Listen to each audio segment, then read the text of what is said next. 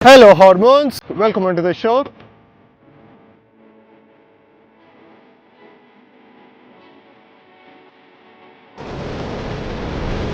Vizag Surf Club. Hi Andy. Hello. How do we call you? Sandy na Andy na? యాండీ నా పేరు Anudeep but ఎప్పటి నుంచో యాండీ అని చెప్పేసి లైక్ యాండీ అని ఫిక్స్ అయిపోయింది. Andy, మా సినిమా గుండు వ్యూవర్స్ కి మీ క్లబ్ ని ఇంట్రడ్యూస్ చేయాలంటే మీ క్లబ్ గురించి ఏం చెప్తావు? అసలు what do you do in your club?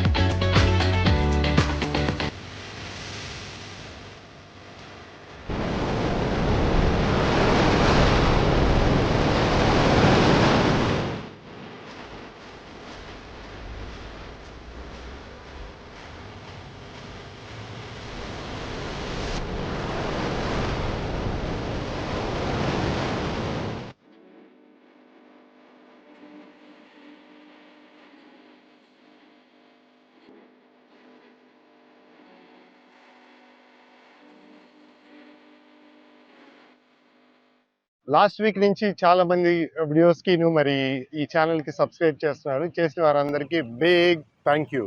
And కొంతమంది మాత్రం వీడియోస్ చూస్తున్నారు కానీ సబ్స్క్రైబ్ చేయట్లేదు. వాళ్ళకి మాత్రం simple request, humble request, please subscribe చేయండి. మీరు సబ్స్క్రైబ్ చేస్తే ఇలాంటి వీడియోస్ నేను ఎన్నో చేయగలను. మీలాంటి ఎంతూసియస్ట్కి మంచి మంచి ఫిల్మ్ మేకింగ్ టిప్స్ చెప్పగలను. అండ్ ఈ వీడియోని కూడా చివరి దాకా చూడండి, ఎందుకంటే ఒక బెనిఫిట్ టిప్ ఉంది. సో ఇంకా ఆలస్యం చేయకుండా లెట్స్ వెంట ద షో సినిమా గుండు.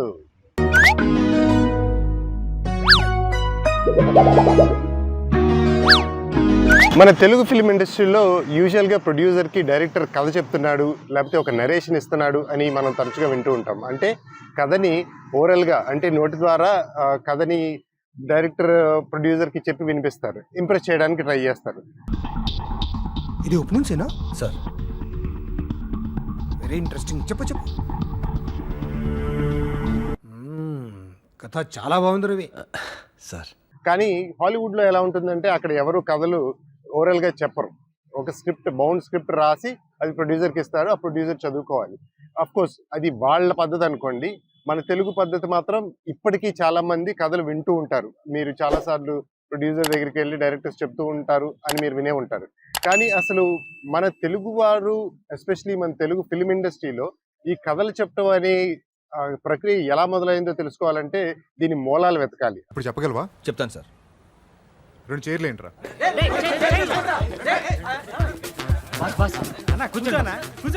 సాయి, కాసేపు ఎవరు డిస్టర్బ్ చేయకండి. Okay boss. సైలెంట్ గా ఉండండి రా. ఏంట్రా ఇది? సెంటిమెంట్ అన్నా, నువ్వు కథ చెప్పాలి, బాస్ ఓకే అనాలి, సిల్వర్ జూబ్లీ పడాలన్నా, మాకంతకన్నా కోరికలు లేవన్నా. చెప్పు రవి.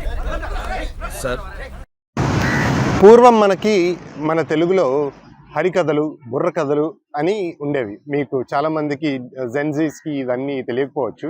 హరికథల్లో కూడా స్టేజ్ మీద ఒక అతను నుంచుని ఒక ఆవిడ నుంచుని కథ మొత్తం నోటి ద్వారా చెప్పేవారు అనమాట. మాటల విధానంగా లేకపోతే పాటల విధానంగా చెప్పేవారు. అదే బుర్ర కథలో కూడా అలాగే ఉంటాయి. సో అక్కడి నుంచి మనకి స్టోరీ నరేషన్ అనే ప్రక్రియ మొదలైంది. అదే మన సినిమాల్లో కూడా చొచ్చుకుపోయింది అనమాట. సో ఇదేమీ చెడు కాదు, అలా అని చెప్పి హాలీవుడ్ వాళ్ళు ఏమీ గొప్పవాళ్ళు కాదు. ఇది మన స్టైల్ అంతే. అంతేకాకుండా ఇలా కథ చెప్పడం వల్ల ఫేస్ టు ఫేస్ ప్రొడ్యూసర్కి, డైరెక్టర్కి ఆ రిలేషన్, ఆ బాండింగ్ ఏర్పడి ఇంకా నమ్మకం ఎక్కువ పెరుగుతుంది. ఈ స్టోరీ నరేషన్ వల్ల కొన్ని డిసడ్వాంటేజెస్ కూడా ఉన్నాయి. అందులో మొదటిది ఏంటంటే ప్రొడ్యూసర్ ఆ టైంకి ఎలాంటి మూడ్లో ఉన్నారు, అతని అటెన్షన్ స్పాన్ ఎలా ఉంది, దీని మీద కథ ఓకే అవుతుందా లేదా అనేది డిపెండ్ అవుతూ ఉంటుంది. ఒకవేళ అతను మూడ్ బాగాలేకపోతే ఆ రోజు ప్రాజెక్ట్ మొత్తం ఫెయిల్ అయినట్టే. అలాగే డైరెక్టర్ కూడా ఒక పర్ఫార్మెన్స్ మోడ్లోకి వెళ్ళి కథ చెప్పాలి. అంటే ఆ రోజు ఆయన ఆరోగ్యం బాగోకో లేక ఏదో రీజన్ వల్ల ఆయన సరిగ్గా కథని నరేట్ చేయలేకపోయాడు అనుకోండి, ప్రాజెక్ట్ మొత్తం ఫెయిల్ అవుతుంది. అంటే చాలా పెద్ద స్టేక్స్ వీళ్ళిద్దరి మూడ్ని బట్టి డిపెండ్ అయి ఉంటాయి అన్నమాట. So which is a very very big risk. Climax లో కళ్ళమ్మటి నీళ్ళు తెప్పించేశారు సార్. బాగా కనెక్ట్ అయినట్టుంది. Yes sir. స్టార్ట్ చేద్దామా సార్? Why not? అంతేకాకుండా ఈ నరేషన్ ఇవ్వటం అనేది ఒక పెద్ద ఆర్ట్. అది అందరికీ చేత కాదు. కొంతమంది అసలు నోరు విప్పి కథ చెప్పలేరు. అంతే మీకు తెలిసే ఉంటుంది. కొంతమంది తెలుగు డైరెక్టర్స్ అసలు కథ చెప్పడం చాలా నీరసపడిపోతూ ఉంటారు. అసలు కాన్ఫిడెన్స్ ఉండదు వాళ్ళకి. నాకు తెలిసిన ఒక డైరెక్టర్ ఉన్నారు, ఇలా పబ్లిక్గా చెప్పకూడదు కానీ ఆయనకి కథ చెప్పడం అంటేనే భయం. అందుకనే ఆయన కథ బౌండ్ స్క్రిప్ట్ వేసేసి ప్లీజ్ చదువుకోండి, నేను చెప్పలేను, నేను అంత పెద్ద నెరేటర్ని కాదు అని. అంతేకాకుండా కొంతమంది చాలా నెరేషన్స్ చాలామందికి ఇచ్చి నీరసపడిపోతూ ఉంటారు. ఎందుకంటే దీనికి చాలా టెన్షన్తో కూడిన పని. ఒక విధంగా వాళ్ళు యాంగ్జైటీస్ పెరిగిపోయి ఎనర్జీస్ అన్నీ డ్రైన్ అయిపోతాయి అని చెప్తూ ఉంటారు. చెప్పు, నువ్వు కథ చెప్పు, వినండి రా, మీరు అందరూ వినండి. సార్ నాకు భయం వేస్తుంది సార్. భయం వేస్తుందా? అవును సార్. ఎందుకురా? ఎందుకంటారేంటి sir? The great dangerous genius Idli Vishwanath ముందు కథ చెప్పడం అంటే మాటలా సార్? వాడు పిల్లోడు సార్. పిల్లడా? ఇలా కథ నరేట్ చేయడం ఆనవాయిగా వస్తూ ఉన్నా సరే కొంచెం కాలంలో మార్పుల వల్ల మనం కూడా మారాల్సి వస్తుంది. అంటే ఇప్పుడు కొత్తగా కార్పొరేట్ కంపెనీస్ వచ్చాయి, ఓటీటీస్ వచ్చాయి.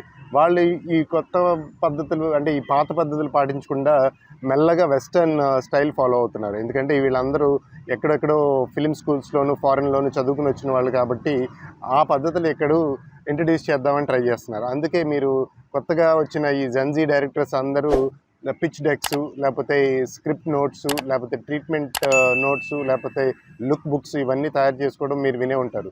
సో ఈ పాత పద్ధతిని మొత్తానికి వదిలేయాలా లేదా కొత్త పద్ధతులకు వెళ్ళాలా అని ఆలోచించేలోపు ఆ రెండింటిని కలిపి చేస్తే ఎలా ఉంటుందని ఒక్కసారి డైరెక్టర్లు ஆலோசிச்சுకోవాల్సి ఉంటుంది.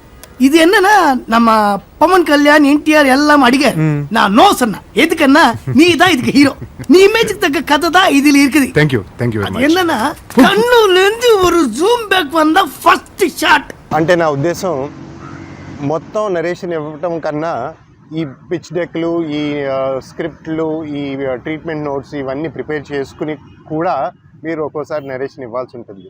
సో రెండు పద్ధతులని ఇమిడ్చి మీరు ప్రాజెక్ట్ని పిచ్ చేస్తే మీకు ప్రాజెక్ట్ ఓకే అయ్యే అవకాశాలు ఎక్కువ ఉంటాయి. సో ఈ వీడియోని ఇంతవరకు చూసారంటే మీరు బెనిఫిట్ టిప్ గురించి వెయిట్ చేస్తున్నారని క్లియర్గా అర్థమైంది. ఈ వారం బెనిఫిట్ టిప్ ఏంటంటే కొలాబరేషన్ ఏంటంటే, ఫర్ ఎగ్జాంపుల్ మీరు ఒక రైటర్ అనుకోండి, మీరు ఒక్కలే సినిమా తీసేయలేరు.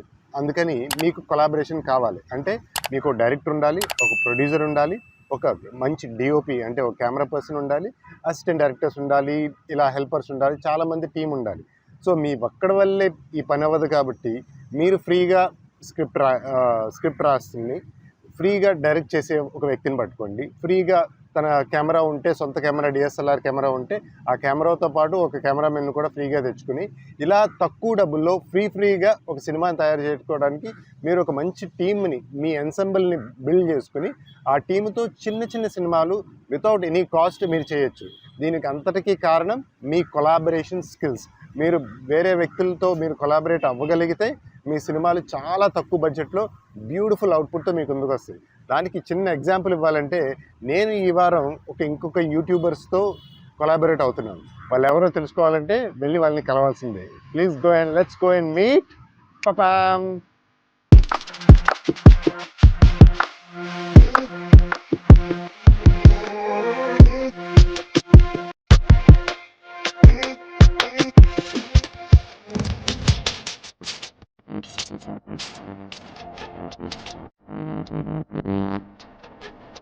ఈ వారం స్పెషల్ యూట్యూబర్స్ ఎవరో తెలుసుకునే లోపు, ఒకవేళ మీరు కానీ ఈ ఛానల్కి సబ్స్క్రైబ్ చేయకపోతే దయచేసి సబ్స్క్రైబ్ చేయండి. ఎందుకంటే మీరు సబ్స్క్రైబ్ చేస్తేనే నేను ఇలాంటి వీడియోస్ ఇంకా చేయగలను.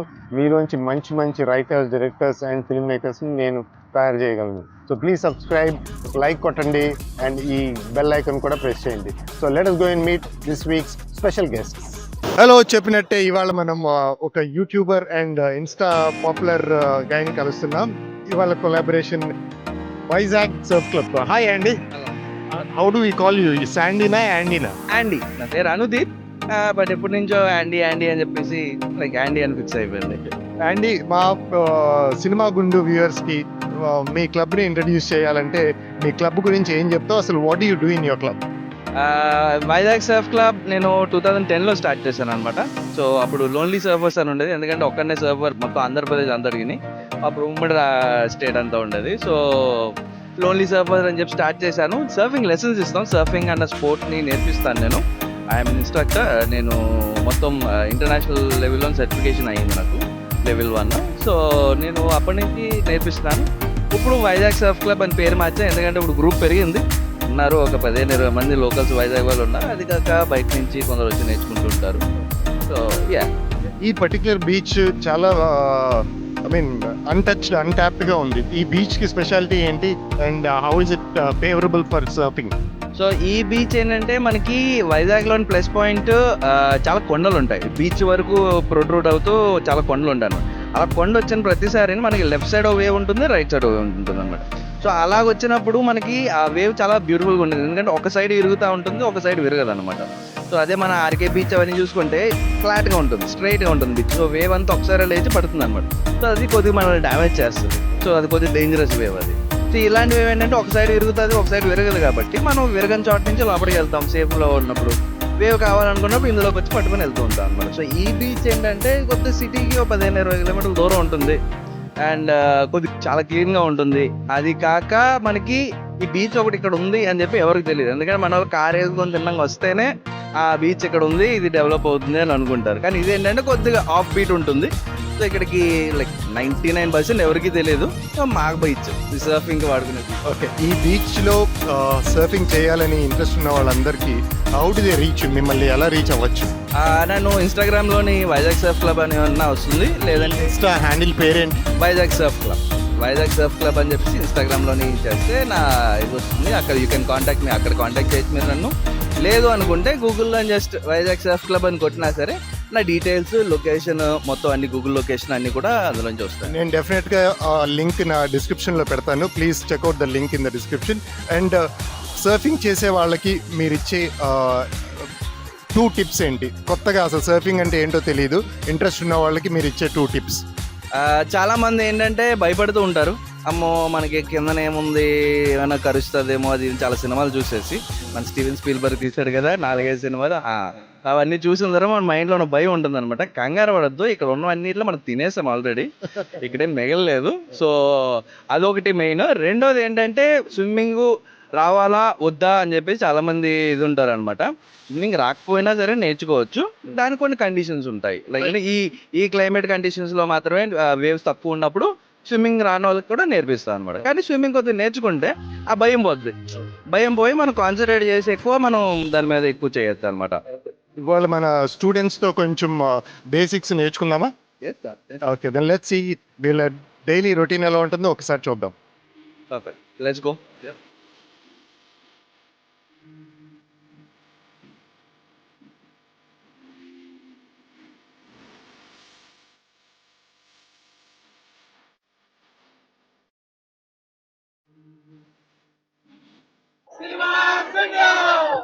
సో ఇది ఇవాళ special topic and benefit tip. మళ్ళీ నెక్స్ట్ వీక్ ఇంకొక ఇంట్రెస్టింగ్ టాపిక్తో మీ ముందుకు వస్తాను. So please keep watching cinema గుండు.